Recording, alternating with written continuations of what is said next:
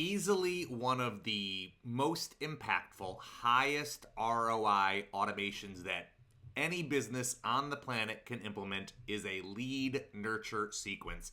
It is all about doing more with what you already have. If you have captured leads, right? If you've spent money to drive traffic or to promote ads and you have captured leads, then a lead nurture sequence can multiply the ROI you get from those leads without spending an additional penny. Okay, so let's get into it. Lead nurture is quite simply following up with the leads and prospects that are already in your database. It is about building an automated evergreen process that can help stay in touch with them, to keep your brand top of mind, to answer questions, to assuage doubts or remove friction so that when they are ready, you are the business that they choose to pull out their credit card and spend money with. Now, everybody I know nods their head and says, yes, this is valuable, and yes, I want to do that. But something gets lost between the idea, the endorsement, and then actually doing it. And usually that is understanding the specific recipe for what you say in your nurture sequence. So in this video, I want to give you 10 different ideas for content that can populate your nurture sequence. So think through these 10 different topics and maybe use them as a jumping off point for specific types of communications that you can structure one email at a time to build out a nurture process for your business. So the very first one, topic number one, is a simple welcome or introduction, right? And it's important that this one be first because it does establish a tone and an expectation and answer some of the questions they might have about you or about your business. So this is a light introduction, maybe some brief history of why you're in the space you're in, that sort of thing. Letting them know what it is you do, why you do it, and how come you're better or different than the other people in your space that are also doing something similar or offering services that compete with your own. Now, the second topic here is your origin story. So this might go back to the days that you or the other founders at your business were dreaming up this concept, right? What was it that drove you to design your business, to identify a need or a gap and decide to hang up your shingle, so to speak, right? If you're not the business owner, if you're the marketing manager, you might have to go talk to someone at your organization to get some of the gritty details. But by sharing some of that entrepreneurial story, you can bring to the surface the passion that maybe drove your business into existence. And that is something that your audience will connect with and appreciate, knowing the why behind your brand. Now, the topic for the third email is the core problem you solve. So slightly different than who we are or why we're in business. What is it that you solve, right? And really feel free to flesh that out with not just the simple way you solve it, but the pain points it resolves for the people that you work with, right? And why it's so important that you focus on the pain points is because that is what your audience will take away here. If they connect with those pain points, logically, your solution is going to be that much more appealing. So topic number 4 here is a case study or testimonial. And you can sort of see that there is an intentional build here, right? So once you have talked about the core problem that you solve, then we transition into the next email where there is an example, a real world use case from a business that you have worked with, where they were before, how they met you and used your service or your product, and then the difference it made and the results it has created for them after engaging with you, after making the correct choice to do business with you, right?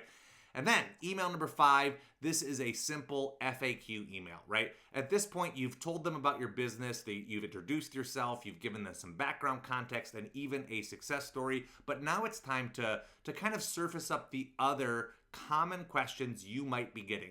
And the good news about this email is you likely already have the answers to this somewhere on your website. Most businesses have an FAQ section, so we're really just taking that information and serving it up to our leads and prospects as a natural step in this automation so that if they have those same concerns, now the answer or the rebuttal then is right in front of them.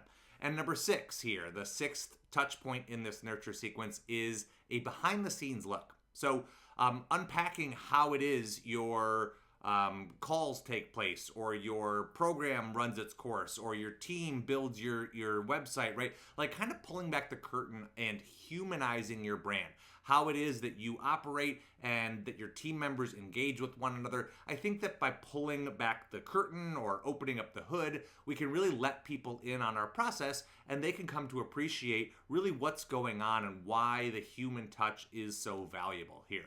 So number 7 is a quick value tip, right? You've told them a little bit about your brand and behind the surface, but now it's time to deliver something that can make a difference for them right away. So how can we give them a spark of value, a little nudge of momentum without them having to spend money?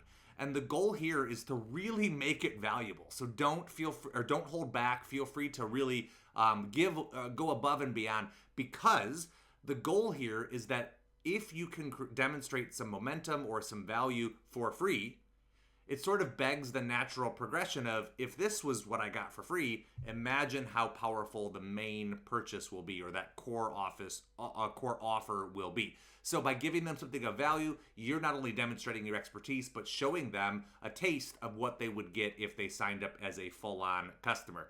And speaking of full-on customers, the next one is your signature service or your high-end offering. So you probably have laid out your core service once before already. This could be an opportunity to underscore it from a different perspective, or to highlight a different product or service that you offer as a secondary call to action. So remember, this is a sales sequence. We are hoping that people will raise their hand at some point and decide to purchase, but by positioning our different products or different services at different points in this journey, we multiply the chances that we're going to find the right fit for them, or find the right tone. One caveat here I will give is that you don't want to beat them over the head with your offer every single time you reach out. That can get a little repetitive, and it can make people feel defensive and therefore less likely to take you up on your offer. But if you sprinkle in those offerings at different times, interspliced by value or stories or context, you raise the general tone of that conversation, because you're exercising some trust building as well, so that when an ask is made, they're more likely to take you up on that call to action. Now, the next touch point here is a little tougher to do in an evergreen context, but it's a best practice or an industry trend of some sort. And the reason I say it's tougher to do is because trends do change. They can change by the month or by the year, or as technology evolves. But if you can find something that is relatively evergreen, maybe a best practice or something that you know is a principle that your brand teaches or offers, then you can describe it and you can position it in this email as a valuable piece of advice, or even an action step that they can take and start experiencing results right away. And the final email, the 10th one here, is an invitation to connect. So this could be linking you to a LinkedIn channel or to your social channels, or inviting them to your YouTube, right? But telling them where they can go to stay in touch with your business, to learn more about your brand, or to access more free content and resources that you have produced. Now, I know there was a lot in this video, right? And so feel free to pick and choose whatever you heard and liked, and dismiss the ones that may not have felt as applicable right off the bat. I will also add that you can include blog posts that you have written in the past, YouTube videos you have created in the past, podcasts that you have either produced or been a guest on, right? So if there are valuable examples of your thought leadership, your expertise, or just things you have produced that you feel good about, you can surface those up. And then some of them are probably not evergreen. They probably include time-sensitive advice, or information that hasn't aged necessarily the way you might like. So dismiss those. But some of the content that you've produced in the past, likely that advice still holds true. And if it is evergreen, then you could include it as additional touch points in this automated cadence, right? So I've given you 10 ideas, and you can, of course, expand on that with additional pieces of content that already exist. But once you have your set number of topics, the goal then is to structure those into an automated cadence that your leads and prospects can experience when they otherwise would have slipped between the cracks, right? So we all have heard that term, leads slipping between the cracks. Anywhere that leads can fall off your radar, that is where you would add an entry point into this automated evergreen nurture process. And those emails or text messages or touch points would follow up with them and sort of make sure that nobody is going cold, that even those leads that haven't acted super quickly to take you up on your offer are still getting communication. Your relationship with between them and your brand is still being built, even if it's not being done by you. Automation is staying in touch with them and helping you stay top of mind.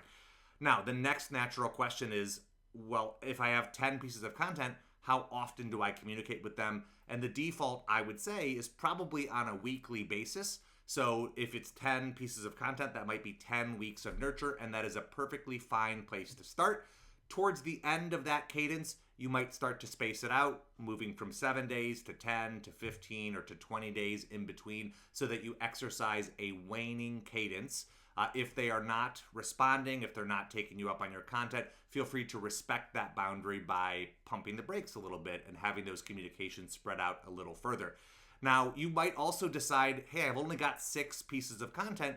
And if you decide to put a month in between them, you've built yourself a 6-month nurture sequence. Now, the long side of that is I wouldn't go more than a month in between reaching out to them. So you do want to give them an opportunity to click a link or to open an email or to engage with you at the very least every month or so, ideally more regularly. So lean on the more regular part of the communication up front, and then feel free to dial it back if they stay in your nurture process for an extended period of time. So there's a lot of information there. Hopefully it is valuable to you. If you are generating leads, this process, building an automated evergreen nurture sequence, might be the single most important thing you can do to ratchet up the conversion and to maximize the ROI you get from the money you are already spending to capture leads for your business.